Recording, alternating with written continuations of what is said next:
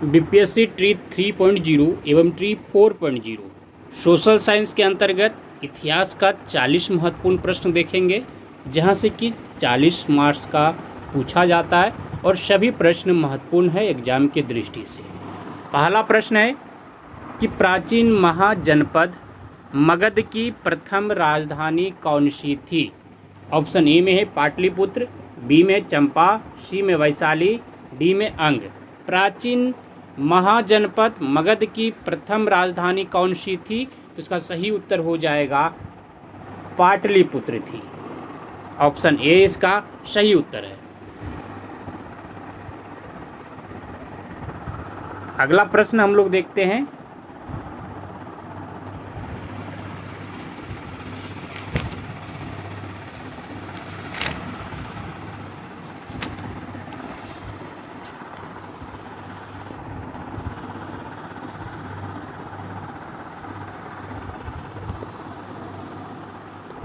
त्रिरत्न या तीन रत्न जैसे सटीक ज्ञान, सच्ची आस्था और सटीक क्रिया निम्न में से किससे संबंधित है।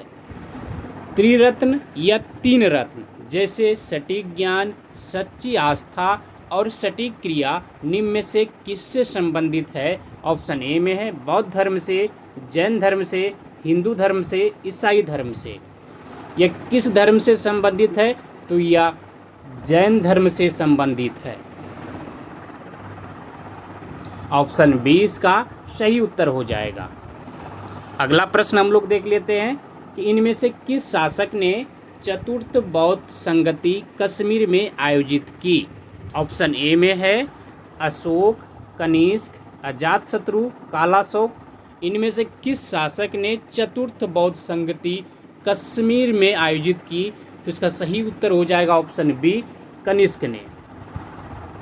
अगला प्रश्न हम लोग देख लेते हैं कि महावीर स्वामी की पुत्री का नाम क्या था। ऑप्शन ए में है यशोदा, अन्नोजा, त्रिशला। इनमें से कोई नहीं। महावीर स्वामी की पुत्री का नाम क्या था, तो वह अन्नोजा था। तो ऑप्शन बी इसका सही उत्तर हो जाएगा। अगला प्रश्न हम लोग देख लेते हैं कि अपने शिलालेखों में अशोक सामान्यतः किस नाम से जाने जाते थे। ऑप्शन ए में चक्रवर्ती, प्रियदर्शी, धर्मदेव, धर्मकृति। तो अपने शिलालेखों में अशोक सामान्यतः प्रियदर्शी के नाम से जाने जाते थे। तो ऑप्शन बी इसका सही उत्तर है। अगला प्रश्न हम लोग देख लेते हैं कि बिंबिसार का अन्य नाम क्या था। ऑप्शन ए में है श्रेणिक, उदयभद्र, कुनिक। इनमें से कोई नहीं। बिंबिसार का अन्य नाम क्या था, श्रेणिक था। ऑप्शन ए इसका सही उत्तर है। हम लोग अगला प्रश्न देखते हैं कि प्राचीन काल में गंगा के दक्षिण क्षेत्र को क्या कहा जाता था। ऑप्शन ए में है अनर्थ, चोल, तक्षशिला। उपयुक्त में से कोई नहीं। प्राचीन काल में गंगा के दक्षिण क्षेत्र को क्या कहा जाता था, तो इसका सही उत्तर हो जाएगा ऑप्शन डी उपयुक्त में से कोई नहीं।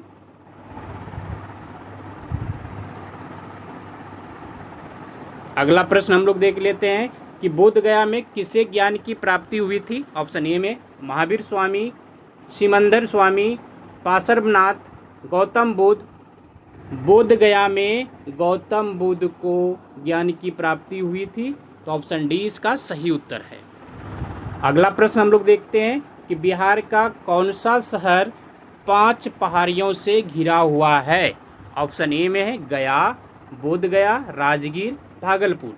बिहार का कौन सा शहर 5 पहाड़ियों से घिरा हुआ है, सही उत्तर इसका हो जाएगा राजगीर। ऑप्शन सी इसका सही उत्तर है।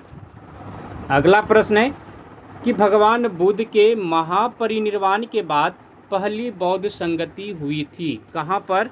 ऑप्शन ए में है राजगीर में, पाटलिपुत्र में, गया में, वैशाली में। कहाँ पर हुई थी, तो यह राजगीर में हुई थी। ऑप्शन ए यानी राजगीर में। अगला प्रश्न हम लोग देख लेते हैं कि महात्मा बुद्ध के बचपन का नाम क्या था। ऑप्शन ए में है राहुल, सिद्धार्थ, कंथक। इनमें से कोई नहीं। महात्मा बुद्ध के बचपन का नाम क्या था, तो वह सिद्धार्थ था। ऑप्शन बी इसका सही उत्तर है।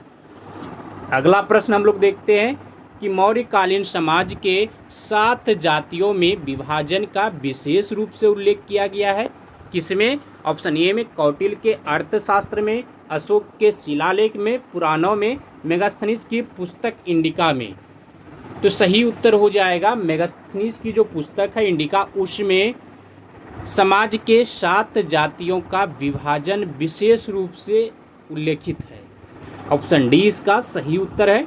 अगला प्रश्न हम लोग देखते हैं कि अशोक के धम्म का मूल संदेश क्या था? ऑप्शन ए में है राजा के प्रति वफादारी, नैतिकता और सदाचरण, बड़ों का सम्मान, धार्मिक सहनशीलता। तो सही उत्तर हो जाएगा नैतिकता और सदाचरण। ऑप्शन बी इसका सही उत्तर है। अगला प्रश्न हम लोग देख लेते हैं कि त्रिपिटक किसकी धार्मिक पुस्तक है? ऑप्शन ए में है जैन की, पारसी की, हिंदू की, बौद्ध की। त्रिपिटक किसकी धार्मिक पुस्तक है? तो वह बौद्ध की है। ऑप्शन डी इसका सही उत्तर है। अगला प्रश्न है कि कौटिल्य की पुस्तक अर्थशास्त्र किस विषय पर आधारित है? ऑप्शन ए में आर्थिक संबंध, शासनकाल के सिद्धांत और अभ्यास, विदेश नीति, धन संचय। कौटिल्य की पुस्तक अर्थशास्त्र किस विषय पर आधारित है? तो इसका सही उत्तर हो जाएगा ऑप्शन बी, शासन कला के सिद्धांत और अभ्यास पर। ऑप्शन बी इसका सही उत्तर है। अगला प्रश्न है कि मेगास्थनीज दूत था। ऑप्शन ए में है सेल्यूकस का, डेरियस का, सिकंदर का, यूनानियों का। मेगास्थनीज दूत था तो सेल्यूकस निकेटर का। ऑप्शन ए इसका सही उत्तर हो जाएगा। अगला प्रश्न हम लोग देख लेते हैं कि बिहार के चिरांद नामक पुरास्थल की प्राचीनतम संस्कृति है। ऑप्शन ए में है पुरा पसानिक संस्कृति, मध्य पसानिक संस्कृति, नव पसानिक संस्कृति, ताम्र पसानिक संस्कृति। बिहार के चिरांद नामक पुरास्थल की प्राचीनतम संस्कृति है तो सही उत्तर हो जाएगा ऑप्शन सी, नव पसानिक संस्कृति। ऑप्शन सी इसका सही उत्तर है। अगला प्रश्न है कि पाटलिपुत्र में बुलाई गई प्रथम जैन संगति के अध्यक्ष कौन थे? ऑप्शन ए में वसुमित्र, स्थिरमती, स्थूलभद्र, सुधर्मन। पाटलिपुत्र में बुलाई गई प्रथम जैन संगति के अध्यक्ष कौन थे? तो इसका सही उत्तर हो जाएगा स्थूलभद्र। ऑप्शन सी इसका सही उत्तर है। अगला प्रश्न है किस शासक ने सर्वप्रथम अपनी राजधानी पाटलिपुत्र में स्थानांतरित की थी? ऑप्शन ए में है बिंबिसार, उदयन, अजातशत्रु, चंद्रगुप्त मौर्य। किस शासक ने सर्वप्रथम अपनी राजधानी जो है पाटलिपुत्र में स्थानांतरित की थी? तो उसका सही उत्तर हो जाएगा उदयन ने। ऑप्शन बी इसका सही उत्तर है। अगला प्रश्न है गौतम बुद्ध का जन्म कहाँ हुआ था? ऑप्शन ए में है कुंडग्राम में, पाटलिपुत्र में, लुम्बिनी में, वैशाली में। गौतम बुद्ध का जन्म कहाँ हुआ था? तो लुम्बिनी में। ऑप्शन सी इसका सही उत्तर है। अगला प्रश्न हम लोग देख लेते हैं कि जैन धर्म के प्रवर्तक महावीर जी का मोक्ष स्थान कहाँ स्थित है? ऑप्शन ए में है मनेर, पावापुरी, राजगीर, जलान फोर्ट। जैन धर्म के जो प्रवर्तक है महावीर जी, उसका मोक्ष स्थान कहाँ स्थित है? तो उसका सही उत्तर हो जाएगा पावापुरी में। ऑप्शन बी इसका सही उत्तर है। अगला प्रश्न हम लोग देखते हैं कि महावीर स्वामी का जन्म कहाँ हुआ था? ऑप्शन ए में है कुंडग्राम में, वैशाली में, पाटलिपुत्र में, मगध में। महावीर स्वामी का जन्म कहाँ हुआ था? तो इसका सही उत्तर हो जाएगा कुंडग्राम में। ऑप्शन ए इसका सही उत्तर है। अगला प्रश्न है कि अजातशत्रु के वंश का नाम क्या था? ऑप्शन ए में है मौर्य, हर्यक, नंद, गुप्त। अजातशत्रु के वंश का नाम क्या था? तो सही उत्तर हो जाएगा हर्यक। ऑप्शन बी इसका सही उत्तर है। अगला प्रश्न है कि तृतीय बौद्ध संगति किस स्थान पर बुलाई गई थी? ऑप्शन ए में तक्षशिला, बोधगया, सारनाथ, पाटलिपुत्र। तृतीय बौद्ध संगति किस स्थान पर बुलाई गई? तो सही उत्तर हो जाएगा पाटलिपुत्र में। ऑप्शन डी इसका सही उत्तर हो जाएगा। अगला प्रश्न हम लोग देख लेते हैं कि महात्मा बुद्ध के गृह त्याग का प्रतीक चिन्ह क्या है? ऑप्शन ए में है कमल, घोड़ा, पीपल।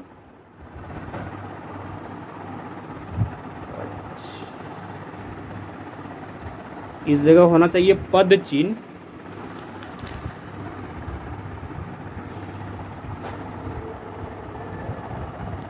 पद चिन्ह या फिर डी में पद चिन्ह। तो महात्मा बुद्ध के गृह त्याग का जो प्रतीक है वह घोड़ा है। तो ऑप्शन बी इसका सही उत्तर है। अगला प्रश्न हम लोग देख लेते हैं कि बिहार में अनुसूचित जनजाति के लिए विधानसभा में कितनी सीटें आरक्षित है? ऑप्शन ए में है 38, 4, 2, 6। तो कितने सीट जो आरक्षित है अनुसूचित जनजाति के लिए? तो 2 सीट। ऑप्शन सी इसका सही उत्तर है। अगला प्रश्न देख लेते हैं हम लोग कि पाटलिपुत्र का संस्थापक किसे माना जाता है? ऑप्शन ए में है उदयन, अशोक, बिंबिसार, अजातशत्रु। पाटलिपुत्र का संस्थापक जो है वह अजातशत्रु है, तो ऑप्शन डी इसका सही उत्तर है। अगला प्रश्न हम लोग देखते हैं कि नंद वंश के पश्चात मगध पर किस राजवंश ने शासन किया? ऑप्शन ए में है मौर्य वंश, शुंग वंश, गुप्त वंश, चंपा। नंद वंश के पश्चात मगध पर किस राजवंश ने शासन किया? तो सही उत्तर हो जाएगा मौर्य वंश ने। ऑप्शन ए इसका सही उत्तर है। अगला प्रश्न हम लोग देखते हैं कि ईसा पूर्व 6वीं सदी में विश्व की प्रथम गणतंत्रात्मक व्यवस्था कहाँ स्थापित थी? ऑप्शन ए में वैशाली, एथेंस, स्पार्टा, पाटलिपुत्र। ईसा पूर्व 6वीं सदी में विश्व की प्रथम गणतंत्रात्मक व्यवस्था कहाँ स्थापित थी? तो इसका सही उत्तर हो जाएगा वैशाली में। ऑप्शन ए इसका सही उत्तर है।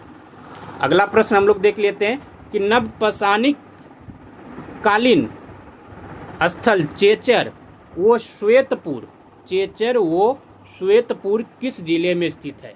नवपाषाण कालीन स्थल है चेचर और श्वेतपुर किस जिले में अवस्थित है? तो इसका सही उत्तर हो जाएगा ऑप्शन डी में है, वैशाली में है।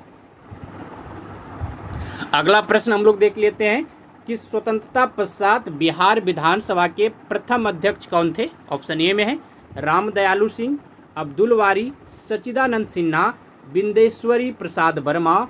स्वतंत्रता के पश्चात बिहार विधानसभा के प्रथम अध्यक्ष जो थे वह बिंदेश्वरी प्रसाद वर्मा थे, तो ऑप्शन डी इसका सही उत्तर है। अगला प्रश्न हम लोग देख लेते हैं अशोक के शासनकाल में बौद्ध संगति किस नगर में आयोजित की गई? ऑप्शन ए में है मगध, पाटलिपुत्र, समस्तीपुर, राजगिरी। तो इसका सही उत्तर हो जाएगा पाटलिपुत्र में। अगला प्रश्न हम लोग देख लेते हैं कि निम्नलिखित में से मगध का कौन सा राजा सिकंदर महान के समकालीन था? ऑप्शन ए में है महापद्मनंद, सुकल्प, घनानंद, चंद्रगुप्त मौर्य। क्या पूछ रहा है? मगध का कौन सा राजा जो सिकंदर महान के समकालीन था? तो घनानंद था। ऑप्शन सी इसका सही उत्तर हो जाएगा। अगला प्रश्न हम लोग देख लेते हैं कि बिहार उड़ीसा प्रांत के यानी उस समय उड़ीसा प्रांत भी इसमें शामिल था, तो बिहार प्रांत के प्रथम राज्यपाल कौन थे? सर चार्ल्स स्टुअर्ट वेली, बी में लॉर्ड सत्येंद्र प्रसाद सिन्हा, सी में सर मॉरिस गार्नियर हेले, डी में है जयराम दास दौलत राम। बिहार प्रांत के प्रथम राज्यपाल कौन थे? तो लॉर्ड सत्येंद्र प्रसाद सिन्हा, तो ऑप्शन बी इसका सही उत्तर है। अगला प्रश्न हम लोग देख लेते हैं अशोक का वह स्तंभ जिसमें अशोक नाम का उल्लेख मिलता है कहाँ पर? ऑप्शन ए में मस्की का लघु स्तंभ, बी में किन स्तंभ, रुमिनदेई स्तंभ, भाबरू स्तंभ। कहाँ पर अशोक का वह स्तंभ जिसमें अशोक नाम का उल्लेख मिलता है? तो इसका सही उत्तर हो जाएगा ऑप्शन ए मस्की का लघु स्तंभ। ऑप्शन ए इसका सही उत्तर है। अगला प्रश्न हम लोग देखते हैं निम्नलिखित में से कौन सा जिला पटना जिला के साथ सीमा साझा नहीं करता है? ऑप्शन ए में लखीसराय, जहानाबाद, अरवल, शेखपुरा। इसमें कौन सा जिला है जो कि पटना जिला के साथ सीमा साझा नहीं करता है? तो सही उत्तर इसका हो जाएगा शेखपुरा। ऑप्शन डी इसका सही उत्तर है। अगला प्रश्न हम लोग देख लेते हैं कि सिख धर्म के किस गुरु का जन्म पटना में हुआ था? ऑप्शन ए में गुरु नानक, गुरु अर्जुन देव, गुरु अंगद, गुरु गोविंद सिंह। तो किसका जन्म पटना में हुआ था जो कि सिख धर्म के गुरु भी हैं? तो वह गुरु गोविंद सिंह। ऑप्शन डी इसका सही उत्तर है। अगला प्रश्न हम लोग देख लेते हैं कि वैदिक कालीन बिहार के संदर्भ में निम्नलिखित कथनों पर विचार कीजिए। कथन 1 में है सर्वप्रथम शतपथ ब्राह्मण में बिहार के भौगोलिक क्षेत्र की चर्चा मिलती है। और कथन 2 में ऋग्वेद में मगध क्षेत्र की कीकट और यहाँ की निवासी को ब्रात्य कहा गया है। और सी में 3 में विधे माधव को बिहार में आर्य संस्कृति का विस्तारकर्ता माना जाता है। तो कौन सा कथन इसमें सही नहीं है ये बताना है आप सभी को। ऑप्शन ए में केवल एक, या फिर 2 में 1 2 3, और 3 में यानी सी में 1 और 2, और उपयुक्त में से कोई भी कथन सही नहीं है। तो कौन सा कथन इसमें सही नहीं है ये बताना है। तो उपयुक्त में से कोई भी कथन सही नहीं है।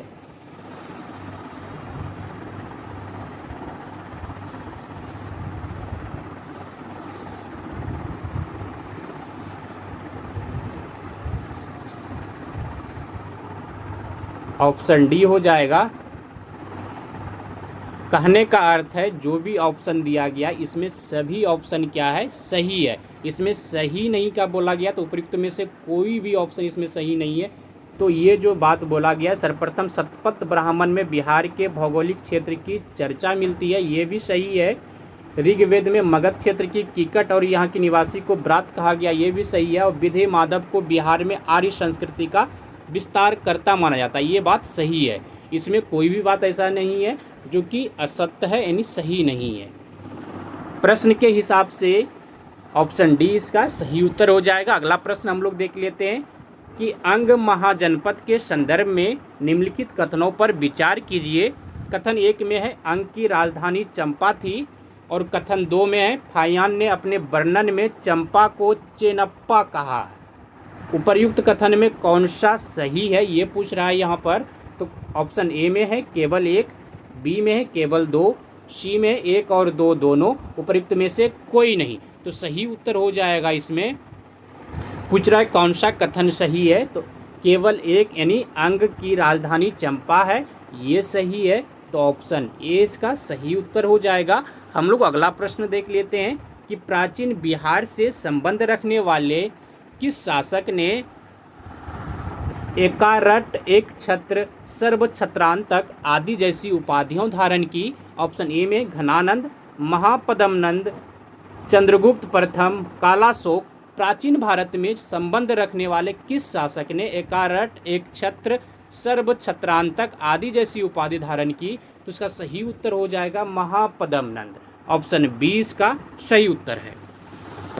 धन्यवाद आप सभी को। जय हिंद। मिलते हैं अगले दिन फिर इतिहास के 40 महत्वपूर्ण प्रश्नों के साथ। वीडियो अच्छा लगे तो लाइक कर दीजिएगा, दोस्तों में से शेयर कर दीजिए।